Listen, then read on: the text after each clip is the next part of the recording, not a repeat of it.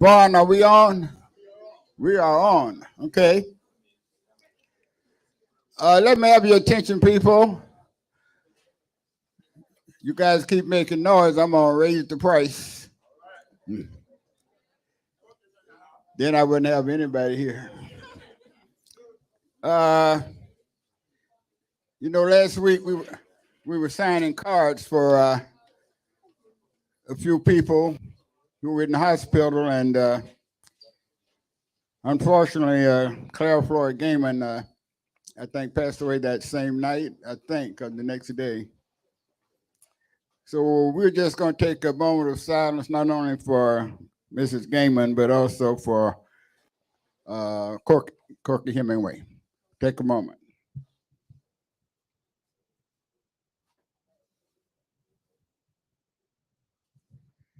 Okay, thank you. Roy Jones came up and gave me a joke. And I had to, just in case y'all don't like it, I had to let you know it's not mine, it's Leroy's. And Coach Simmons, Leroy Jones said that this football coach told a player, I want you to go in there and knock somebody out. And the player went in there and they kicked off, and he went up to an opponent and hit him across the jaw and knocked him out. So Coach pulled him and said, what are you doing? He said, you told me to knock him out.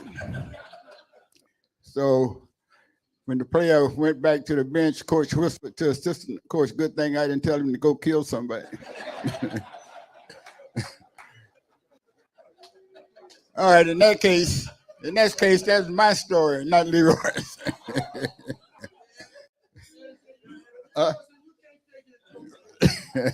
No, I thought of that one. I got one similar to that real quick. Coach called this lineman, Johnson, said, Johnson, go in there and get vicious.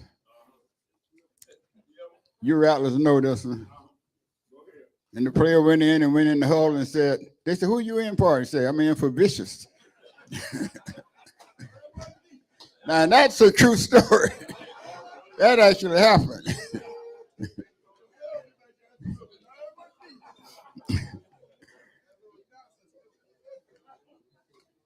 We got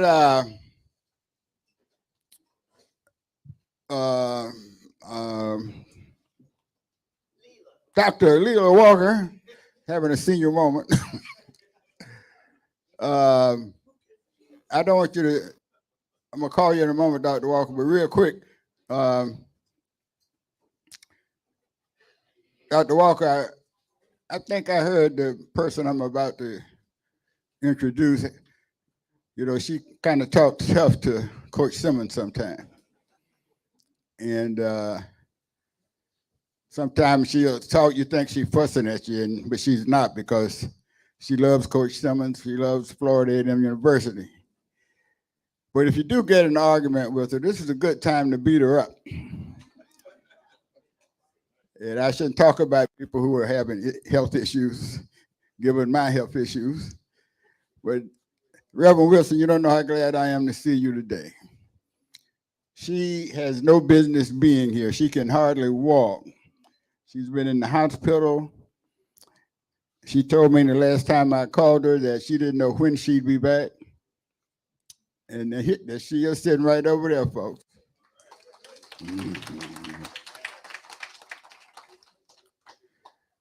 Where's LaRosa?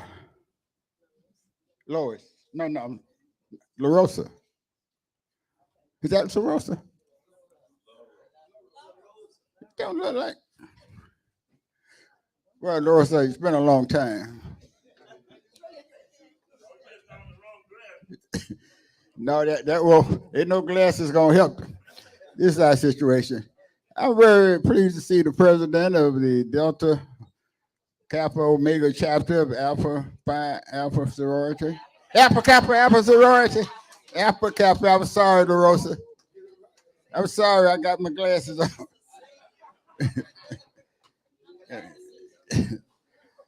Okay, make sure I don't mess this next one up. Dr. Walker, who's your you have a guest at your table, I think.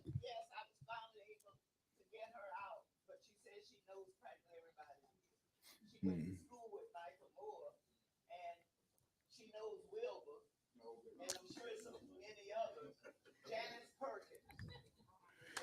Okay.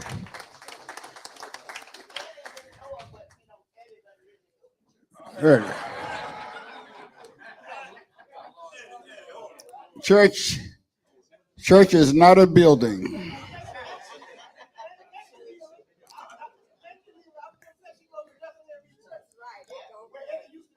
I, I've been at AME all my life.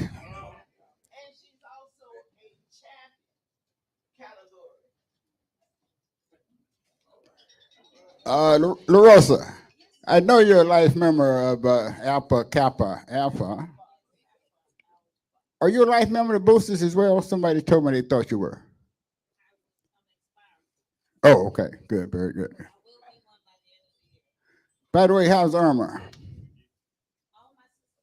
Good. Good show. Oh, can't forget her. Okay. I got one more comment I want to make. Yes. Oh, Wilbur. Who's Bobby Colston?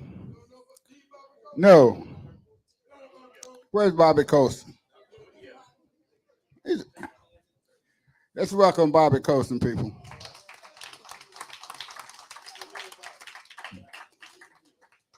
Yes, yes, sir.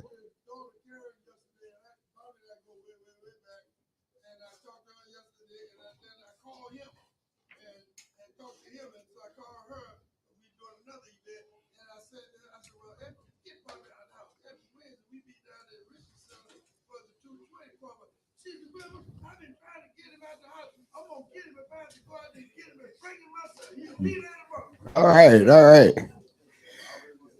Well, I'm glad we got up on the good foot. I got a disturbing call on the way over. My brother out in Texas told me that he went to the dentist, and the dentist told him that his teeth were fine, but that his gums had to come out.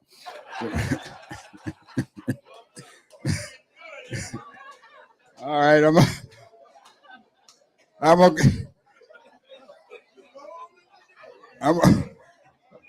all right. I'm getting the word from my boss to cut this out. I am very pleased to announce our first speaker for the day. And Lois, your sister told me to tell you not to go be long, because say you have a tendency to be long. I ain't gonna tell you which sister Mary said this. uh, but Lois is a true rattler. She's worked for, she's an administrator at FAMU. She was big wheel in state government. She was an advisor to the USAID, United States Agency for Information Development. Hey, I get things right sometimes. She's written a book on a neighborhood that's adjacent to FAMU. It costs $20. I bought mine. Jerry's bought hers, but she wanted to have about 15 minutes just to give you guys an account of this black neighborhood next to FAMU that she's written a book about. And she brought some copies of the book with her. They're back there on the table with Jerry and Lois's sister that don't speak to me anymore after what I said. But it's a pleasure to welcome Dolores Harpoon to the table, to the mic. Thank you, Eddie. Coach, good to see you. You'll be able to relate to a lot of what I'm talking about today. And I want to acknowledge my bossless, LaRosa Brown. Thank you for being here to support me. I'd like for Mary and Evelyn to please stand. I want to acknowledge them for their help and the encouragement they've given me. Evelyn has been one of my greatest cheerleaders in getting this book finished. And my sister Mary with the orange hat has helped in many ways. She's a background person. You won't see her up front, but she's been tallying survey results for me. She's been filling in details where I couldn't remember some things from way back when.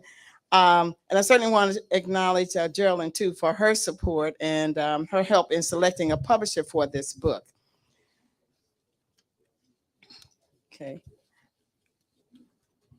Coretta Scott King pretty much summarizes what you'll read about in this book.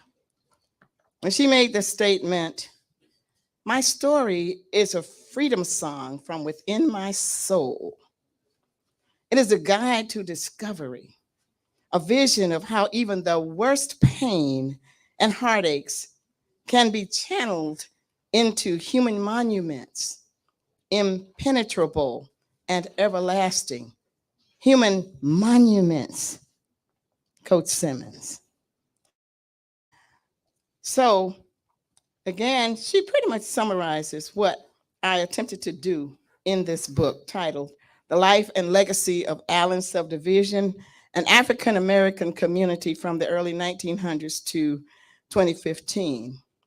It's basically about Blacks who rise in spite of very humble beginnings in very unfair circumstances.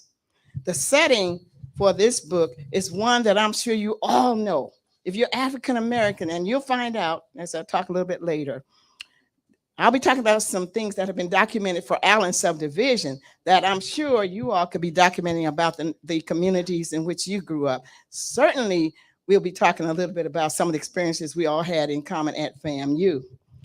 The setting, though, for this book is, of course, and it could be almost any Black community USA. But for today, we're talking about the community that is directly north of FAMU. Travel with me. If we were to start out on the north side of Lee Hall, travel down Palmer Avenue. If you look to your left, you're looking into Allen Subdivision. If you made a left right there, Olean's, going down Adams Street all the way down to the railroad tracks, and looking left, you'd be looking at Allen Subdivision. If you travel along the railroad tracks until you got over to South Bruno Street, coming back up the hill past the old FAMU High School to Lee Hall, you're looking at Allen Subdivision. Let me tell you, we've had a lot of common experiences. There are a few things that I just wanted to point out that were fascinating to me. One of the first things is that little community had a very integral relationship with FAMU. Nobody formalized it. I don't know that it's been written anywhere, but as a part of FAMU's mission, they're to serve the community. They have served our community very well. And in kind, Allen Subdivision has served FAMU very well. Now, let me just give you some examples. As children, we grew up with so many cultural experiences. We knew all about the symphony orchestra and all of that. Of course, FAMU provided K through 12 education for us. FAMU provided movies and entertainment, the Marching 100, the football games, track and field, all kinds of experiences, not to mention faculty, administrators who were role models that we could look up to. We could look up to Black people who are running a full university. Now, in kind, Allen Subdivision supported FAMU in a very important way. In my research, I was able to identify over 90 Black-owned businesses. Now, let me show you how you've lived that Allen experience. How many of you have been to the Savoy Club? Okay. How many of you hung out at the Ship Ahoy? How many of you hung out at the Fountainette? Okay, how many of you lived in boarding houses in Allen Subdivision? All right, good. So you lived a part of that Allen experience. So these Black businesses provided everything we needed. We hardly had to go out of the community for anything. Barbershops, beauty shops, grocery stores, nightclubs, shoe repair, radio repair, service station, you name it. Allen Subdivision had it. And FAMU was able to benefit, and its faculty and students were able to benefit from our community as well. Another fascinating fact for me is that this place that we've called Allen Subdivision, that name is not the official name of that community. That community has 5 legally and separately owned subdivisions. Back in the day, one full block made a subdivision, but it had 5 legally owned and separate but connected subdivisions, and one parcel that was categorized as a meets and bounds property. It didn't make the category of a subdivision. Now, because of the Jim Crow practices, the discrimination in housing, discrimination in hiring, and the job salaries and wages, our people had some very difficult times. But they used a lot of ingenuity. Just know this about your people. We had to. Let me tell you how you lived the same experiences I had. All right. We didn't have a lot of money to go to all these specialists. What on earth is a podiatrist? What on earth is a physical therapist? All right, help me out. I named the condition, you named the remedy. Mumps. Sardines. We use a lot of ingenuity. A bee sting. Wet snuff and wet tobacco. You knew that. Okay. What about a sprained ankle? Clay and vinegar. Absolutely. And look at this. Somehow we're still living. And here's one. You got a cut, and yeah, that cut was stuffed with spider webs. We're still living. So those are just a few examples of how our parents use ingenuity. We had a lot of homegrown foods. We couldn't afford all the fancy foods out at some of those stores or whatever. We drank a lot of cool what? Kool-Aid. A lot of a 5-cent pack. All right. We did a lot of make-do meals, whether we were in college or around the house. Let me give you a quick example. And one FAMU shared with me that while she was living in one of the boarding houses here in Tallahassee, she and 2 other friends got hungry. So they didn't have a lot of money. They put their coins together, went down to Winn-Dixie, which was on Monroe Street at the time, bought a pot pie, came back to the boarding house, cooked the pot pie, Coach Simmons, and split it in 3 ways. Now, you have lived this Allen experience. We had a lot of meatless sandwiches. Now, if there were no eggs for an egg sandwich or no peanut butter for peanut, and certainly no meat, if I were to say to you, identify for me the meatless sandwiches that you had to eat, whether in college or while you were growing up. Mayonnaise, yes. I'm saying outside of peanut butter and jelly. Syrup sandwiches, butter sandwich, banana sandwich. How about this one? Somebody gave me syrup sandwiches. Okay. How about gravy sandwiches? And here's a good one that was shared with me. How about air sandwiches with nothing but 2 pieces of bread and air between? Okay, you know the Allen experience. You know this experience. We lived in small homes, and I enjoyed chatting with our Commissioner Curtis Richardson about this one. The parents had the major bedroom, right?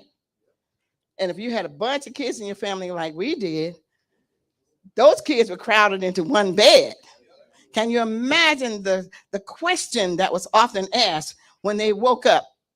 Often, who peed the bed? Okay. We didn't live in these fancy houses with the architectural roofs. We lived in houses with tin top roofs. And there is something that we often had to fetch when we had a really bad storm. And what was that? The bucket. Because we didn't have money to fix those roofs back in the day. All right, in education, of course, our education was separate, but it certainly was not equal. You know the textbooks that we had to use. They were torn, they were marked up, missing pages. And look at you educated folks sitting here today with all these conditions that we had to grow up with. We weren't allowed to compete with our white counterparts. We weren't allowed to enter the oratorical contest, the spelling bees. Certainly, we weren't allowed to show our athletic and sports abilities with our white counterparts. However, our parents and our village gave us a lot of strong support to live through these difficult times, mentally, emotionally, and spiritually. They helped us to make it through and prepared us for life. We had jokesters also that helped us to live fun times, even though times were hard. We had these nicknames in the neighborhood. One that stands out for me from our neighborhood was called P Whiskey. Another one was called Babyshack. Where you get that from, I don't know. I don't understand. But anyway, we had a lot of nicknames in the neighborhood. But we also had jokesters. And I'll tell you this one. On any given day in high school, in college, or as you were growing up, you probably would come across jokesters playing the dozens with each other. One might tell a joke like, I went to your house, looked down at the doormat, and all it said was, well, something missed that. The comma was missing. and so that the other jokester might come back with, your house so small, I threw in a rock and everybody ran out with a hickey. But these are ways that we kept merriment in the community. We were very close knit. Our parents, our church members, our business members, our teachers all formed a very strong village that gave us lots of encouragement to be successful in life. Some of the sage advice and encouragement that they gave us. I'll start the statement and I bet you can finish it. Do unto others sticks and stones. A hard head makes a dog that will bring a bone. Two wrongs don't. If you can't say anything good about anybody. And here's one that kind of got me. One day you're going to grow up to be somebody. And I'm saying to myself, well, wait, am I not somebody now? But we knew what they meant. Okay, now through all of our difficult times, and of course, given the survival techniques and experiences, we really had a number of achievers that we can document that grew up in Allen Subdivision. I'm sure you can do the same thing. My story is your story is our story. We've all had some of the same experiences. A few people that I can point out who grew up in Allen Subdivision. You know the late Congresswoman Carrie Pittman Meek. She's one of the people that grew up in Allen Subdivision. Certainly you know Coach Dennis, the late Coach Dennis Jefferson, who was an all-star player, played with Coach Jake Gaither, became one of the coaches at FAMU, at Mississippi Valley, and some other universities. These are just a few. For 1 year, Miss FAMC was Miss Hoffman, whose husband with her ran the Ship Ahoy. So I was just giving you some tidbits that you'll find in the book. And I have two wishes that I'd like to leave with you. One is that you would write your story, write our story. Time is fleeting and our communities are fading away.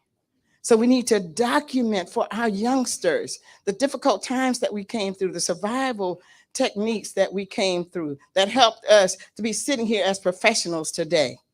The other wish is that you would, of course, read the book.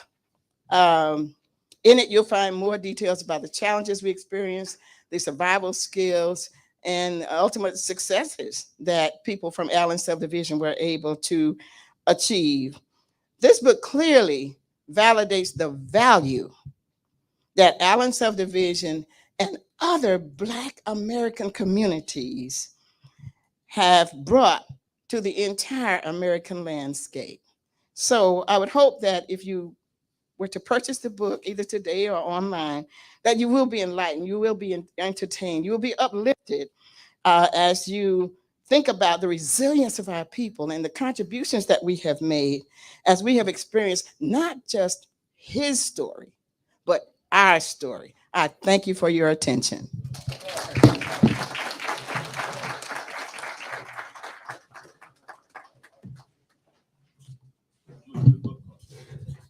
Oh, $20. Yeah. Lois, that was very, very good. It would have been even better if you left out those jokes.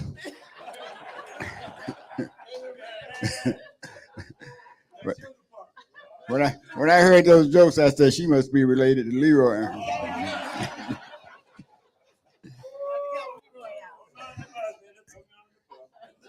Hey, that was fantastic. I'm so glad you brought that to our attention. And you know, one of the things I liked about when Michael Jordan was playing basketball, and they introduced the team with the Chicago Bulls, and the announcer would say, "And now you knew what was coming. Michael was coming." I would have liked to have had that when I played, of course.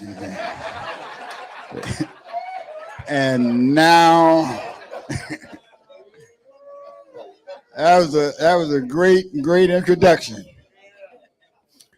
Well, ladies and gentlemen, I don't have to tell you much about our head coach. I'm not going to talk about how bad it was before he got here and how good it is now that he's here. And people stop me all the time and say, "Are y'all going to keep Coach Simmons?" I said, "You're right." I said, "Once we add another $1 million to his salary, he's not going anywhere."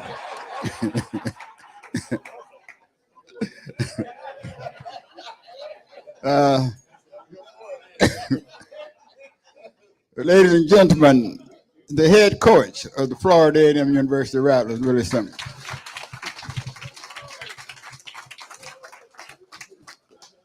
Now my English ain't that good, but another means that there's a first million.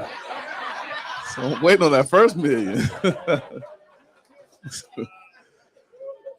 Thank you so much. Thank you for the history lesson. It's always great to hear about the great things that happen on and around FAMU's campus, and obviously on our walks and things of that nature. When we try to exercise, we pass right by that subdivision. So I definitely make sure I pay a lot more attention to it now with that history lesson. But Dr. Walker, I do want to correct you on one thing. Eddie goes to church every week, right here in this building, right? The only time we're gonna go to church is right here on.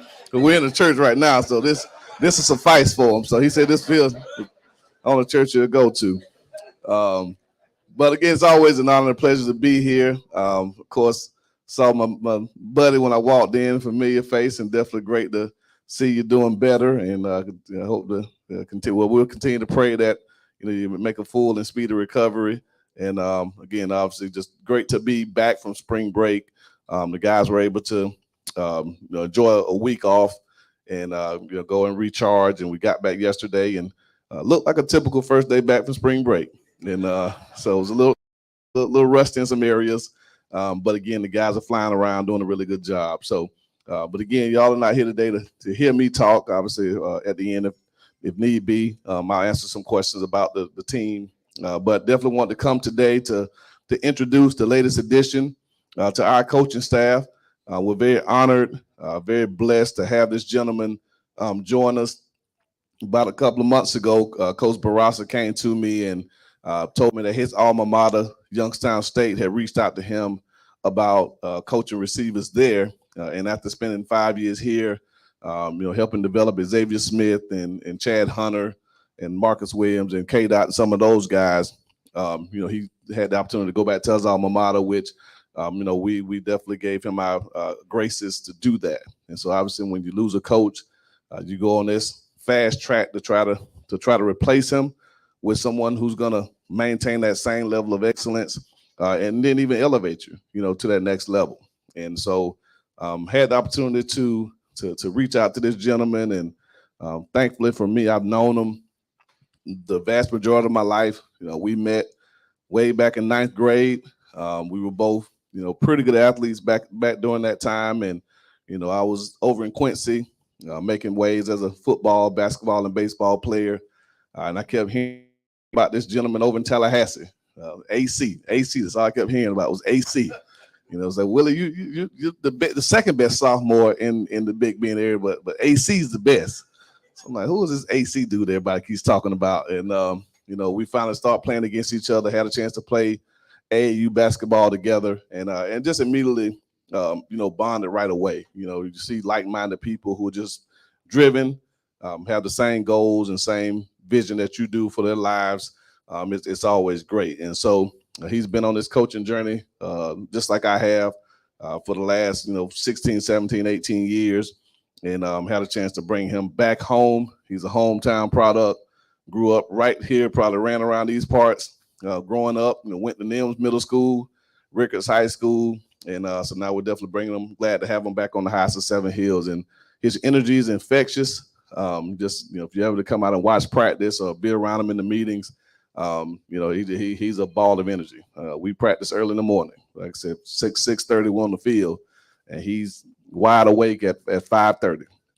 You know, so again, just that type of energy bringing to those guys, you see an immediate, you know, change in how they approach the game. You know, as far as how they approach blocking. Everybody wants to catch the ball. The one thing about playing wide receiver is, you know, you play a position that's kind of viewed as a prima donna position, right? You know, guys that want to catch passes and they want to look good and wear all the towels and the wristbands and all those type of things. But, you know, the value that you have, and we talked to him about it this morning, is really what you do when you don't have the ball. Well, excuse me, Xavier Smith, obviously for us, you know, had 87 catches last year. You know, finished top 5 in the nation in catches per game, yards, touchdowns, all of those stats. All right, so you do the average. He's touching the ball about 8 times per game as a receiver, which is amazing, one of the top in the country. But we're getting 80+ snaps a game.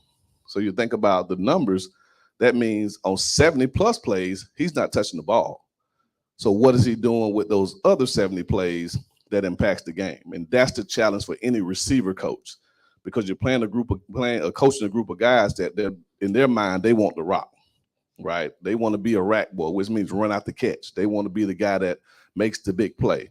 And so just driving that message home that your commitment is what you do without the ball is something that I've seen an immediate increase with him being here. You know, and he's only been here for a couple of weeks now. So again, definitely honored to bring him here. He likes to eat. And so the only thing I had to convince him to do the cones, I say, they feed you good. He said, oh, I'm on my way. And so again, that didn't have to twist his arm at all, but definitely honored to have him here, and definitely great to have him meet such a great group of individuals that's going to continue to support him. So without further ado, we'll bring up our new wide receivers coach, pass game coordinator, Antonio A.C. Carter.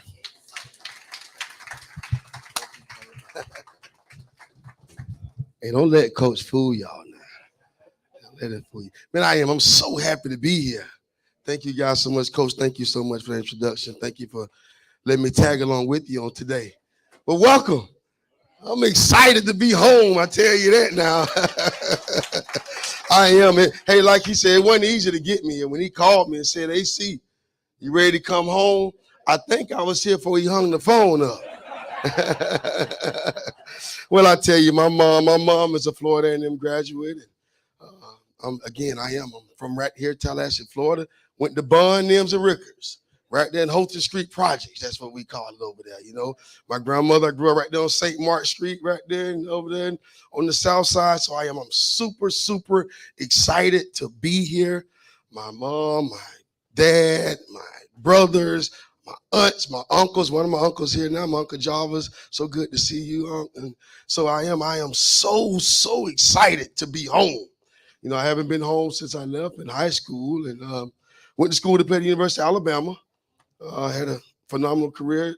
You know, the Lord led me in a different direction. I had a career in injury.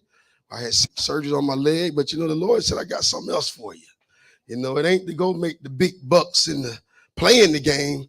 I'm going to open another door for you, and that's to mentor and monitor and help grow to be young men through the game of football. Football was my platform. And, you know, so I'm super, super excited to be home with Coach Simmons and to be here. So I'm here. I ain't going nowhere. He can't lose me now. Good. Well, I mean, I don't know. Coach, you want me to kind of just talk about the guys? I can just talk about our receiver. It has been awesome. The staff is phenomenal. Coach Simmons has done a great job putting the staff together. So I tell him all the time, man, I'm like, I'm gonna ride the wave. You know, he's come in and set the foundation strong with the guys that are there, the coaches. And so for me to come in, those guys have welcomed me really, really well. And then my room, the receivers are unbelievable. A lot of maturity there. I got some older guys they've been helping me. You know, I've been trying to learn the playbook. My head been spinning. I tell you, Coach Simmons, those guys, man, I'm telling you, I've been all over. I be all over in practice. So I better bring some energy because I don't know what I'm doing. I got to do something, right? So I am, man. I love football. This game has been so good to me. But I have a great room. A lot of maturity in that room. A lot of guys that have played a lot of football in that room. A lot of guys that have made a lot of plays in that room. And then we got some young guys that can get it done as well. And so, and those older guys, man, they are such great leaders. And when I use that word leader very loosely because it's, you know, you can lead the right way and you can lead the wrong way. These young men lead the right way. You know, they're vocal. But they lead by example. And the thing that I love about them is they hold each other accountable. And I tell these young men all the time in my room, all the great teams that I've been around, the policing was done in the locker room. It wasn't done by the coaches. If I got to do it, that's a problem.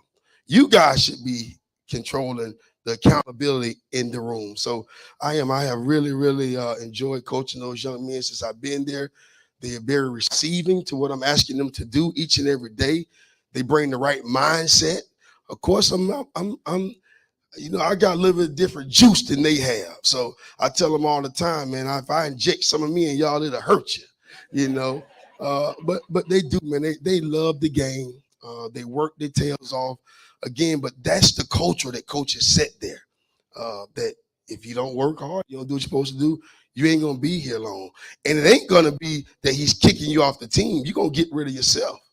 You know, because either you're going to keep up or you're going to be like, I don't want none of that, you know. So, but it is, those guys have been awesome in my room. And, you know, again, like Coach was talking about as far as the physicality of our room, you know, again, receivers want to catch the ball. But I tell them, I mean, to be a great receiver, you want to be one-on-one. It's hard to be a great receiver. I'll talk a little football to some guys that don't, I mean, people, ladies, and me in football with safeties and bracket coverages. But when you got one-on-one coverage, you can be a great receiver. And for that to happen, you got to be able to run that football because they want to stop. They want to get in that box. They want to stop the bleeding. So I have really, really been harping on those young men about being physical, being a football player. You know, just because you're a receiver, I mean, you're still a football player. Go hit somebody, you know. And so that's very, very important. I mean, I tell them all the time, I'll be like, how you go a whole play and don't hit nobody? And you're a football player. I mean, it's crazy, but hit somebody. I don't care. Hit somebody. And so, and I really, and those guys are receiving it well. You know, it's a little uncomfortable, but that's okay. You know, that's what the Lord do. He make us uncomfortable a little bit. That's where we grow at.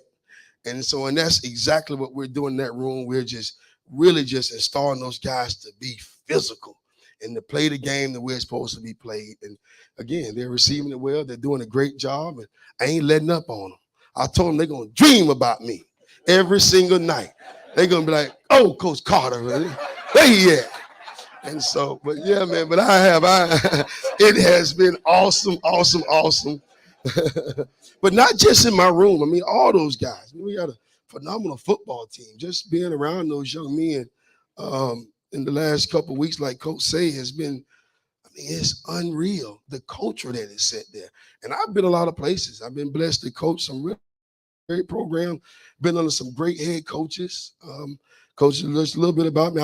I worked with Coach Saban at Alabama, coached at UTEP, coached at App State, coached at Eastern Michigan, spent some time in the pros, was at Stanford. So I've been around some really good programs, winning programs. But the culture that is set here, it's infectious. It's like, it's contagious. Those guys want to win. They're hungry. They're hungry, and that's what you want as a ball coach. I don't want a horse I got to say giddy up. If I got to say giddy up, I don't want you. And I tell you, those guys come ready to work every single day. And again, man, I'm just I love it, and I'm just enjoying it each and every day. Any questions for me? Yes, ma'am. Yes, ma'am. There are many native Tallahasseans in here. What is your mother and your grandmother's name? Okay, my mom is a Johnson, but Jenny. She's now Jenny Williams. She was married. My dad is Sam Carter. Okay. My stepfather is Robin L. Williams, who's been in my life since I was 9 years old, meaning the world to me. So I tell everybody I got two fathers. So and they both are really good men. And so, but my dad is Sam Carter. My grandmother is Evelyn Johnson. She passed away in 2005. And my mom is a Johnson. I mean, y'all, a lot of you probably know I got a million family members here. My mom is the baby of 17 kids. So Larry, Troy Johnson, all of them, Erna, all of them, Jim. I mean, I got a long, anything from over there Houghton Street, I'm some kin to. Believe that. Isaiah Carter, that's Sam Carter, brother. Barbara Carter, Mary, that's my Uncle Jarvis' wife. I'll take you. Come on. I got plenty of you. Ain't no get in line. I call you Unc too. Oh yeah, I want that. I want that Corvette. Come on, Unc, let me get it. Yes. Any more? Yes, sir. Yes, sir. Ooh, that's a good question. And actually, we have a young man that transferred in that is wearing number 2, Jamar Gassett. He transferred from the University of Buffalo. He's a native of Tampa, Florida. And I tell you, he close. He close. But he is a really, really good football player. I think he's going to be a really great access to us, not just in the receiver room, but return game. He's going to do a phenomenal job for us in special teams. He's going to be a threat back deep to take some kicks back to the house. That's what I'm expecting from him. But he is wearing number 2, and he's doing a phenomenal job to come in. Me and him together, we met yesterday. Both of our heads be spinning out there at practice, so, but we're learning together. But I love about him, I can be in a meeting all day. I'll come in my office. He's in my office. He's been there all day on the board, watching film. And again, I don't have to tell that horse to giddy up. He's hungry. And again, it's just been contagious in that room. But Jamar Gassett, he's going to be a really good player for us. Yes, sir.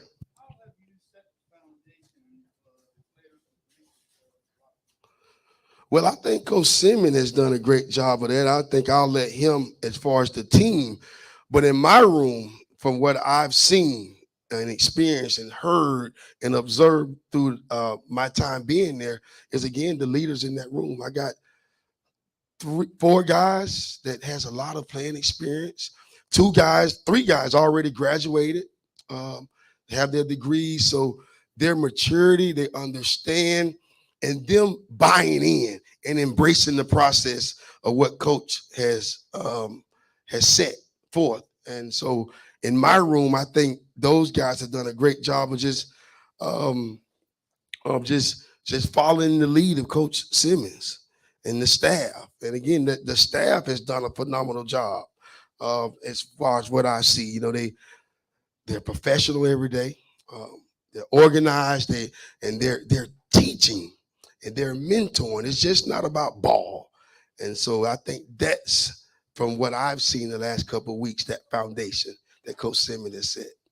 Mm-hmm.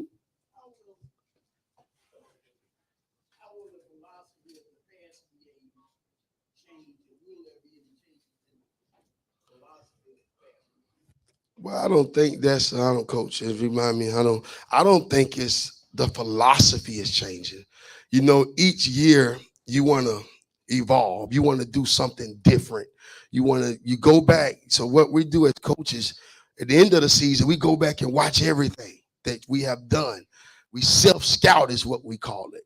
And I think Coach Simmons and the staff has done a phenomenal job of self-scouting what they did great last year and what they didn't do. And so what we're going to do, we're going to just touch on some things. We got some new pieces, like I said, Jamari, some new guys that can do some different things. So we're going to find ways to get the playmakers to football at the end of the day. That's what it's all about. I want to get my best on your best, and I'm putting my money on my guy. And that's what we're doing in the passing game. So I don't think the philosophy is changing. We're doing some things differently, formationally, and personnel-wise, but the philosophy don't change. We want to catch, we want to run, we want to score, period.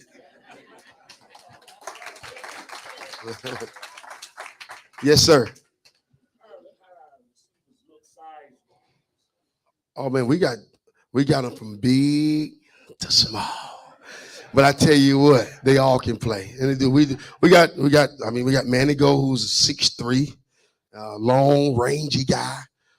That you want a guy like that, especially like in the red zone, to go up and get those jump balls, and cross the middle can go up, and Then we also got those medium-sized guys that's more put together, thick, that they're gonna be good in the run game and can help us block a linebacker or catch that ball across the middle and not worry about getting hurt. Then we got those little bitty speedy guys that we want to get on the edge, getting them the ball right now and just let them run. Son, just run, son. Here you go, run. So that we got different sizes, and that's part of it, And I love the little guys. I always speak up for the little guys. I was little when I played. Everyone, that's a little doubt there, but I tell you, we got some feisty ones. We got some little guys that can go, and I say little. I mean, they ain't 6'3", but their size is. But they can play ball. Yeah. They ain't Eddie Jackson, huh?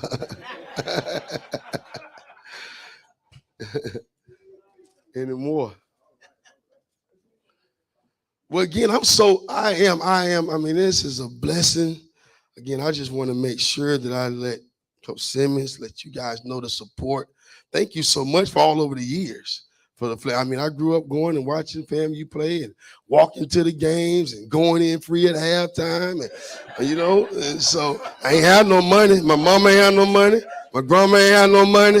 So I was going to either stand at the gate or find a way to get in, And so I'm just so thankful. And I know some of you probably know my uncle, Johnny Lee Hayes. He was on the Finch Club, did a phenomenal job for years. And Mr. Sam Harris. Finch Club, all of those. Sam is like a father to me. His son and I, Sanchez, are best friends. So I'm so thankful for Florida A&M because you guys are part of my culture, and I mean this. And I said with sincere. And me and my wife was talking when Coach called me. I cried 2 times about this guy. All right, the first time I cried one time, my senior year in high school. I wanted to beat him so bad. And I went down there, and I tell you, I played my tail off, and they beat us. But it hurt because I wanted to win, But my second time, and I mean this, is when he offered me this opportunity for me to come home. Again, I've had a great work with some great men, under some great head coaches, had some great players, but to come home, ain't nothing like coming home. So I'm so thankful you guys have me today.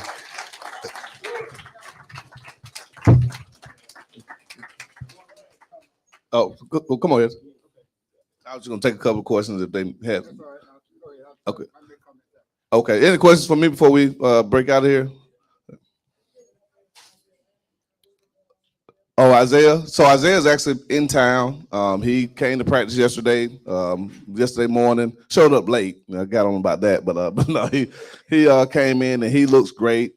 He's working out with the guys. He was actually working out when we left, and so Pro Day is on the 30th, which is next week, and so he'll be here. Xavier Smith talked to him last night.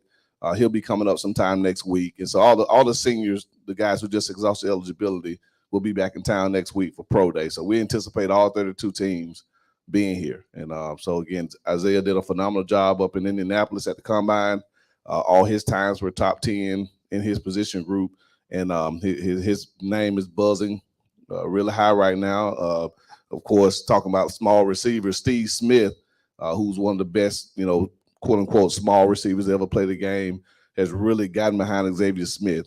Has done a podcast with him, has really pushed his name out, and I think it's going to really, really help Xavier have a shot to either get drafted or make an NFL roster. So we feel really good about those two guys. And but again, Jose was kicking yesterday, and obviously Fadul is continuing to work out. So we have a senior class that's going to have a chance to get some guys into NFL clubs. So, but no, Isaiah looks great, man. You see him; he looks phenomenal, and he's doing a great job. I'll get the exact time of the start. They typically start inside to get all the measurements, height, weight, hand size, arm length, and all those things. And then they'll do the bench press inside and all those indoor activities. And then they'll go onto the field to do all the on the field activities, the 40-yard dash, the vertical jump, all the agility runs, and then they'll finish up with some positional work. But I'll get that start time to Eddie so we can relay that to everybody. And this to answer the culture question, like Coach talked about, it's the players, right? It's Jeremy Musa, it's Isaiah Major, it's Jalen Goss, and we tell them all the time, great teams, and Coach been a part of great teams. I've seen my fair share of really good teams. All the great teams have great leadership within. It's the players, I think. And again, football for us, we relay it. I'm not one to use.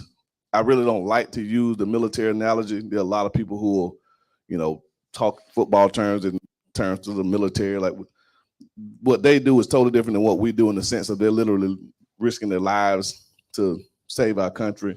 But the commitment, the sacrifice, the teamwork, all those same qualities are true, right? And so I'm sure Colonel Joe could speak to it. Anybody who served, if you don't have great leadership within that unit, you're not going to be very good. The general can be the best general out there, but if those guys out there in that battlefield aren't holding each other accountable, aren't upholding that standard, it's not going to work. And so we take that same approach within the football team, and just try to make them understand. Because right now, we had a walkthrough this morning, right? Well, Coach Carter's not going to see the receivers again until what, 5 o'clock? Coach, not going to see the receivers until 5 o'clock. The quarterbacks will come over and meet with me at 3.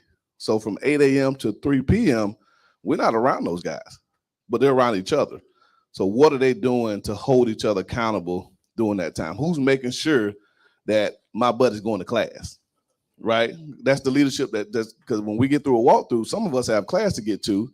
So, hey, get to class, or you need to leave early because your class starts in 15, 20 minutes. So that's the type of culture we're trying to continue to establish.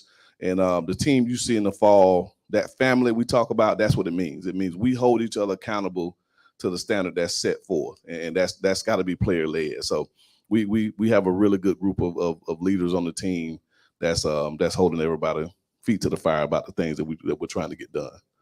Okay. So any other questions before we let Coach eat some of this good?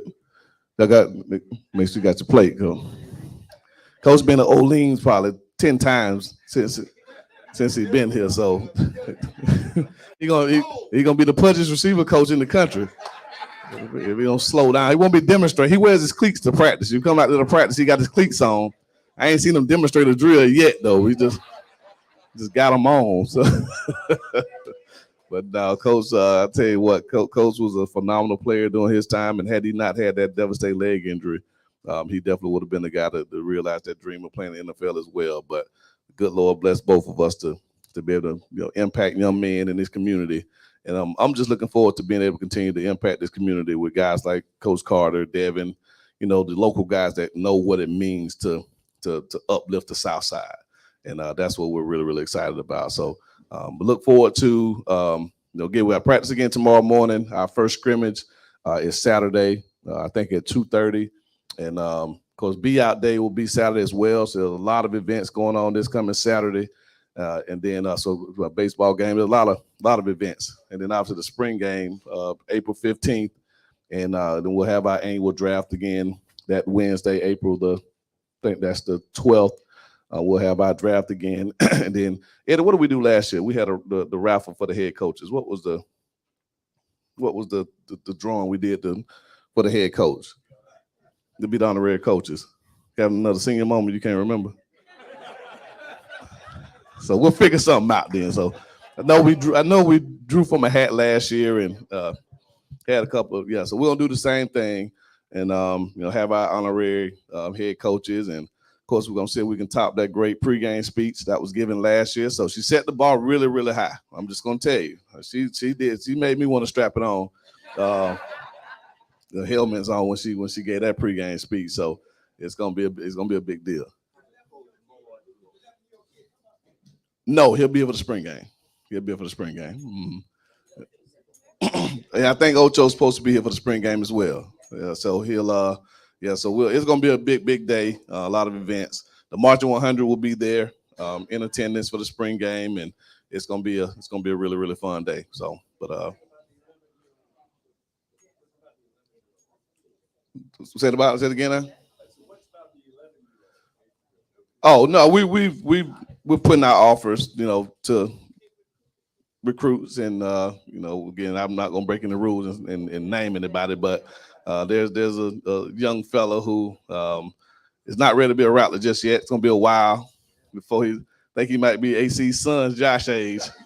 So he got a little while before he can be a Rattler, but no, just a way to get our name out and identify talent. That's really again, it's about talent acquisition, and so it made a lot of headways with us being this first official offer. So, but yeah, that was a couple weeks ago. So, a good deal. Yeah. Mm-hmm. Yeah. So, but of course he passed his test. Of course, I think it was Coach Wyndham, my running back coach, warned him. What did he tell you, Coach? He told no anything black. Dr. Walker gonna get you. So he got on his white FAMU shirt.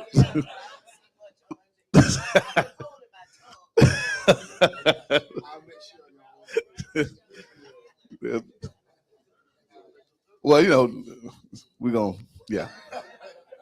Doc said white and black ain't neutral. Those are orange and green. So I'll reach out to him and see when he plans to be in town exactly, and if he can get here by Wednesday, I'll definitely see if we can get him over here. So I don't know what his plan is that week of the spring game. I know he's gonna be here for the game on Saturday, but we'll see if we can get him here during the week so he can come by. Talking about Chad Ochocinco, so if we can get him here in time, we'll definitely love to get him over here to the 220 and let you guys meet him, because again, I know he'll definitely love to spend some time with you. So I'll reach out to him today. Between myself and AD Sykes, and she gave her wishes today. She got called into a last minute meeting, so she had planned to be here, but got called into a last minute meeting. So she definitely wants to give you guys her regards, and thinks she'll be able to show up maybe next week or when Eddie can get it organized. But yeah, we'll definitely reach out to Ocho and see what his schedule looks like. Okay. All right. Appreciate you guys as always. Go Rattlers. I have a couple important announcements. We could hang on a little longer, but Coach Carter, I just want to say until I heard your speech, I thought I was a football player. I had been one, but I never went out of my way to hit nobody, Our athletic director wanted me to make this important announcement. Apparently, there's something called National Student Athletes Day. I had never heard of it, and she said that's because FAMU has never recognized its student athletes. Well, she wanted to change that. On April the 8th, she wants to have some kind of program where she honor all student athletes. She's going to buy each one a T-shirt and have all kind of refreshments and stuff. So she's asked the boosters, the Rattler F Club 20 and the 220 Club and someone else to give $2,500. I called my good friend, retired Vice President Bob Carroll yesterday, and he's sending 1,000. So I thought our campaign was over for a while, but this is her first initiative as athletic director, and we want her to succeed. So between now, I was gonna ask everybody to give a minimum of $50 if they can afford it until we get. James, how many 50s we need to make $1,500? 30. Find 30 people to give $50 each. LaRosa, I'd like 1,000 from AKAs. But just kidding, Rosa. Just kidding. She's writing it down. Okay. 7. Oh. I keep. Yeah, I take the. Yeah, we gotta have the money by April 8th. I keep forgetting. This memory thing is bad. But you guys haven't seen Pat and Shirley for about a month. They're here today. Where's Pat? See, I can't see or hear. And Shirley. Pat's been under the weather people about 3 weeks. I mean, seriously. But doctor cleared her to be here today. And she called me and told me that she and Shirley would be here, although she hoped Shirley would go back home after the day. Huh? Oh, make the check out to the FAMU Foundation. I don't know what her account is, but she can write the account number on the check. But make all checks to the FAMU Foundation. And now, ladies and gentlemen, the president of the FAMU Boosters, the man who led the charge to give us $7,500 for the new cooling center coach, Mr. Seven Carr. Thank you. Hello, everyone. At this time, Coach AC, you might want to come up for this one because we're going to honor someone that's real close to you at this time. Jarvis, if you come up. Just to show Jarvis' commitment, and I think he decided to do this before you came.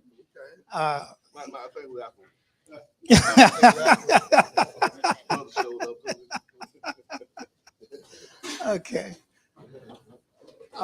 James, can you get a picture of us here?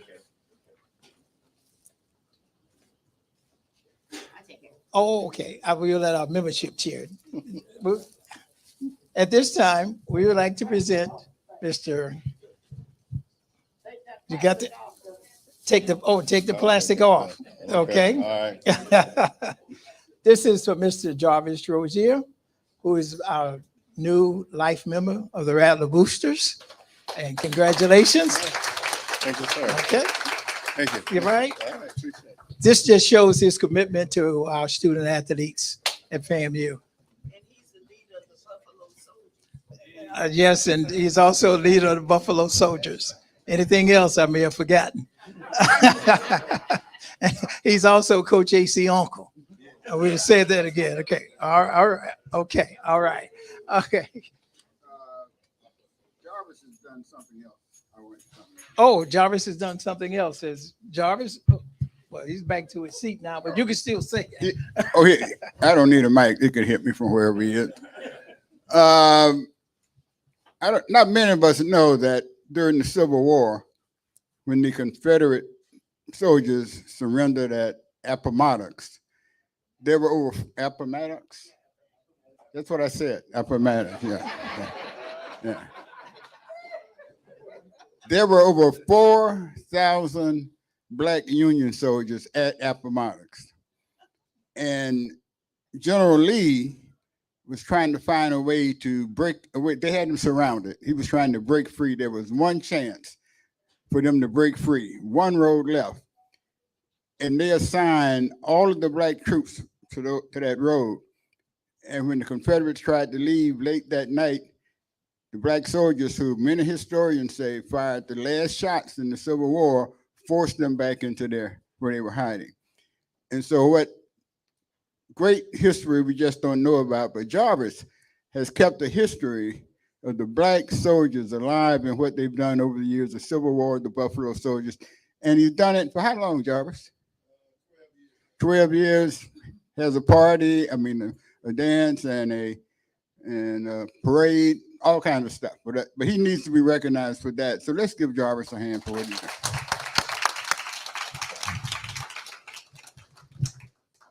Thanks. Also, I would like to one of my board members reminded me that when I'm up here speaking, that I need to remind you that membership rolls for next upcoming season, we're beginning to accept your dollars for your membership for next year. You could pay online by going to the Rattler Booster website. That's www.famurattlerboosters.com. You can pay your dues there. Or if you feel like you write a check, you can write a check and send it to our Rattler Boosters post office box 5865, Tallahassee 32314 is the zip. And someone also reminded me, Vaughn, since we're on YouTube, there are many Rattlers out there that we're going to open up our roles for membership for you. So again, that's FAMURattlerBoosters.com or Rattler Boosters, Post Office Box 5865, Tallahassee, Florida 32314. We are the only direct support organization that support athletics. And all of the money that we raise goes directly to athletics. And I would just like to, again, thank you for all that you do for our student athletes. Now, I know football drives the train, but we have some other sports, and we're doing quite well in these other sports. I began with baseball. Baseball is number one team in the SWAC East Division. They went to Ida, Mississippi and won 3 games. So we're out first place. We're out in first place at 3-0. Hunter Veach was voted the SWAC pitcher of the week last week. He pitched a shutout, no earned runs, 8 strikeouts, and an 8-0 victory. Also, the baseball team would be at home this weekend, starting at 5 o'clock on Friday for a 3-game series. We're going to be playing Alabama A&M. Now, our women track team, and this is probably a hidden jewel, we have a young lady that runs the 200 meters, is ranked number 22 in the country. Not 22 in HBCU, but she's 22 in the country. Her name is Lauren Hall. She ran the 200 meters in 11.57. Lauren will be on display. She'll be in the track meet. I'm sorry, 100 meters. Yeah. Yeah, it is 100 meters. Lauren will be in the FSU relays starting tomorrow at 7 o'clock. That's the FSU relays tomorrow at 7 o'clock. And at 8 o'clock, there's going to be a 5,000 run, which is the women. And at 7:15, there's a 200-meter race. Now, those are the 3 events that we're going to be in tomorrow over at FSU track meet. It's called the FSU Relays. The softball team will be at Montgomery.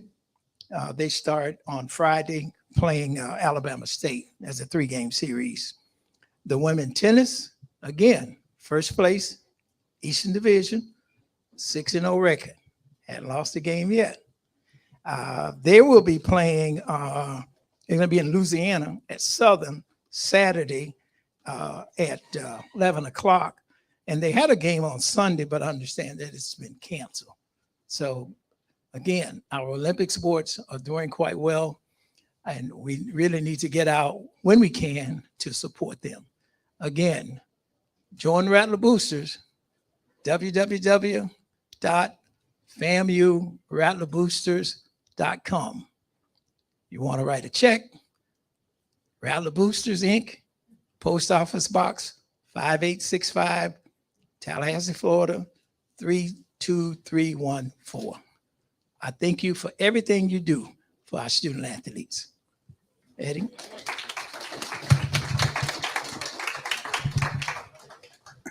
Seven doesn't like me to repeat this, but remember, people, Seven, when he retired, he and Mrs. Cobb gave FAMU $100,000. as president of our boosters.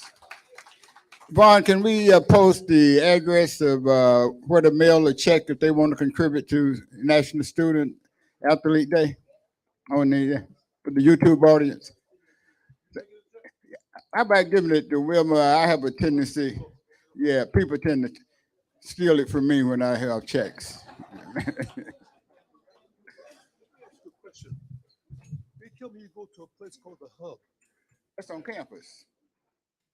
I looked it up. It's closed. It said, is it? No, it's open. It's been closed for the spring break. It's back open now. Okay, it's on campus. Right next to the new dorm. Right adjacent to the Right new next dorm. to the new dorm. Yeah, I heard it. It's okay. I'm gonna check it out. check it out. We'll be there We tomorrow. had Breakfast Club, you know. Yeah. We went to a new place.